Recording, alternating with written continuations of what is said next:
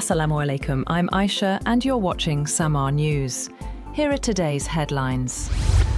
US President Donald Trump has warned Iran that the clock is ticking, threatening consequences if Tehran fails to act quickly. His comments in a social media post came after a drone strike sparked a fire at a nuclear power plant in the United Arab Emirates, adding to fears of renewed escalation in the Gulf as efforts to end the war and reopen shipping routes remain stalled.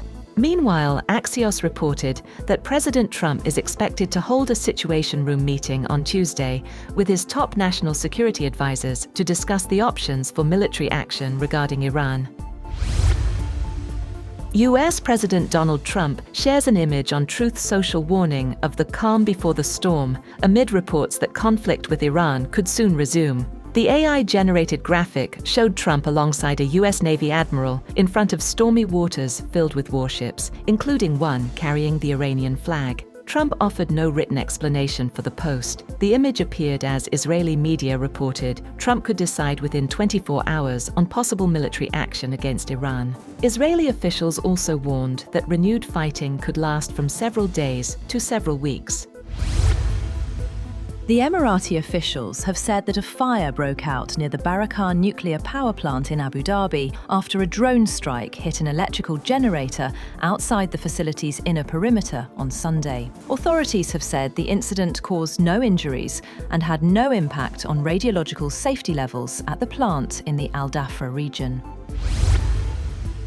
Iran has accused the United States of using global energy security as a pretext to justify military operations against Tehran. Foreign Ministry spokesman Esmail Bakai said Washington and Israel had deliberately destabilized vital energy routes. On the other hand, Iran's armed forces warned that any new US military action would trigger what it called a severe and unexpected response. Interior Minister Mohsin Naqvi met Iranian President Masoud Pezeshkian at the presidential palace in Tehran. The private meeting lasted around 90 minutes and was attended by Iranian Interior Minister Eskandar Momeni and Foreign Minister Abbas Araghchi. Naqvi also met Iranian Parliament Speaker Mohammad Bakir Kalibaf during a two-day visit focused on regional peace and dialogue. Iranian officials praised Pakistan's mediation efforts in the Iran-US dispute, while both sides reaffirmed cooperation for regional peace, security, and stability.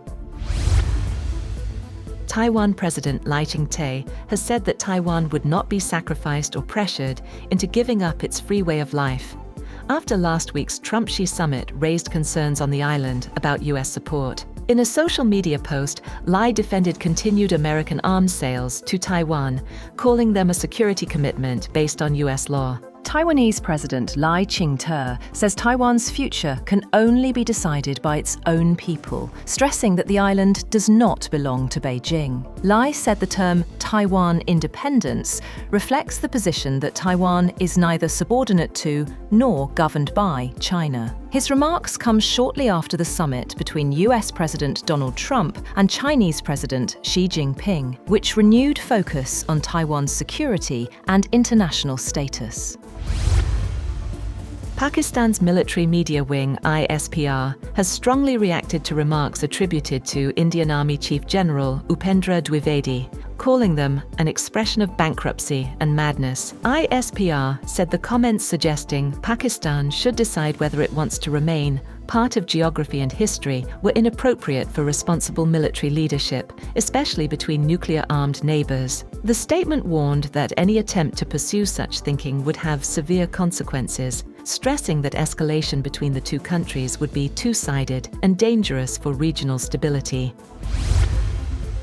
Renowned Nepalese Sherpa guide Kami Rita Sherpa has scaled Mount Everest for a record 32nd time, extending his own world record. The 56-year-old reached the summit while guiding climbers with the 14 Peaks expedition team. Nepal's tourism authorities have praised the achievement as a historic milestone and a major contribution to mountain tourism.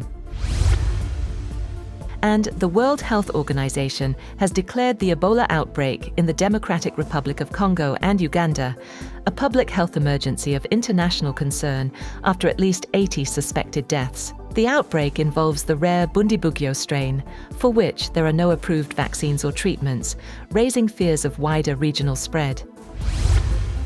That's all for now. For more updates, visit www.samaa.tv. Thank you for watching Samaa News.